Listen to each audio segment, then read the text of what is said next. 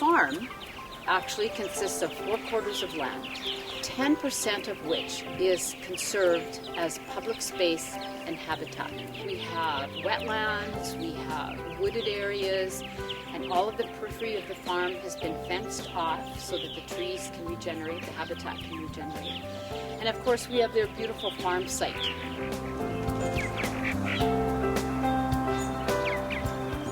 We're very proud to have a huge purple martin colony here at the Ellis bird farm. This bird species is nested around humans for so long it now no longer nests in the wild.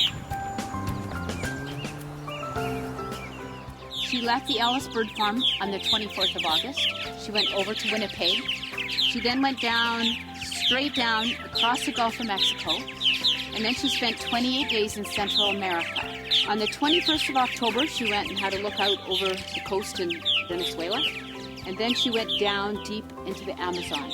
And she had 3 different roosting areas, and the most incredible thing about this story is on the 24th of April, she decided it was time to come back to the Ellis bird farm. In 6 days, she was already to the north coast of South America, again crossed the Gulf of Mexico, and was up at the Ellis bird farm in the same compartment on the 15th of May. Her entire journey was 22,000 kilometers. Her journey from her wintering area straight up to us was 10,000. She made it in 21 days. She averaged 600 kilometers a day.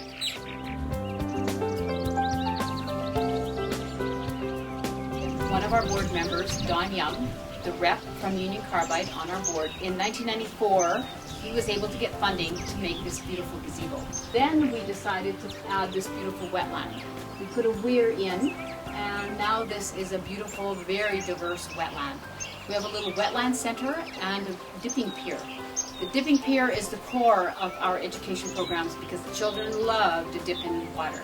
And so we've got the dip nets, they dip, we have the identification of all the species on posters, and if the weather is inclement, they can take the water into the little wetland center. Otherwise, we do all the work right out of the pier.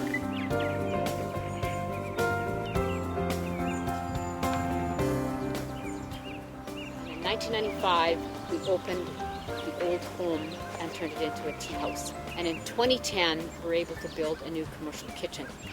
We then added a beautiful patio into the shaded area to the north, and it became a very important part of the whole operation.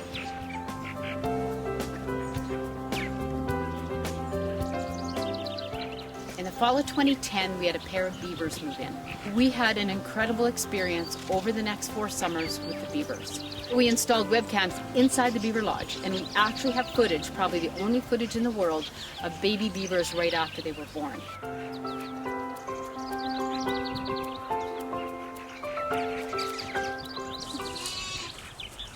We have found that one of the best ways to segue children, especially immigrant children, urban children, from their fear of nature into loving nature and animals is to have some goats. So the children come in and they get to feed the goats, and so it gives them the connection with a living creature.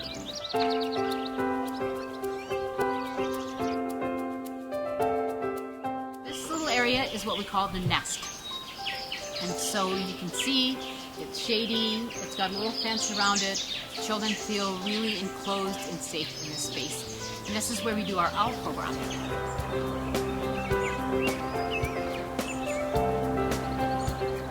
This is an area we call Winnie's Garden. So behind me you'll see Ligularia, Cranesbill geranium, Mardigon lilies, monkshood. This is all from Winnie's original plantings back in the 1950s.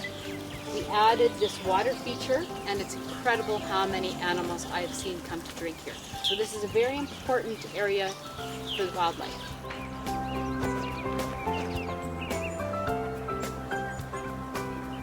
A couple of our students set to work, and we cleaned and we polished and we painted the floor, and they came up with the idea of using these very bright, beautiful colors inside.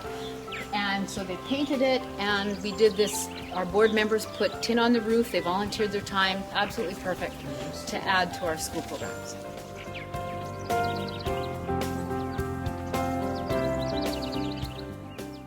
The circle deck has cedar in the 4 directions to honor the Cree ways. We are going to expand our Indigenous education programs in the coming years, and so this will be a place where we can also do teaching and learning. We have connected with some Indigenous elders who are going to come and help us learn more about Indigenous ways.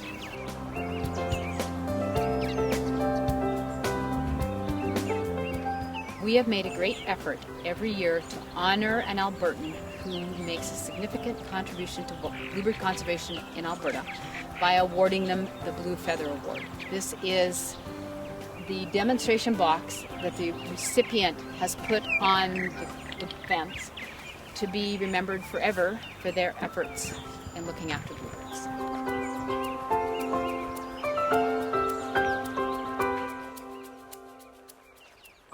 So if you look around our site, everywhere you see gardens, and these are all gardens to support biodiversity, whether it's pollinators or birds. With biodiversity comes beauty and interest, and so we've kept expanding the gardens, we've created more habitat, we've brought on more programs.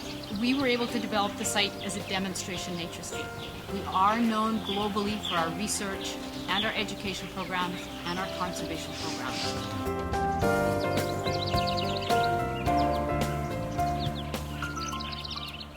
And I just hope that more and more people will be inspired. They'll come out here and they'll see what can be done in a small area.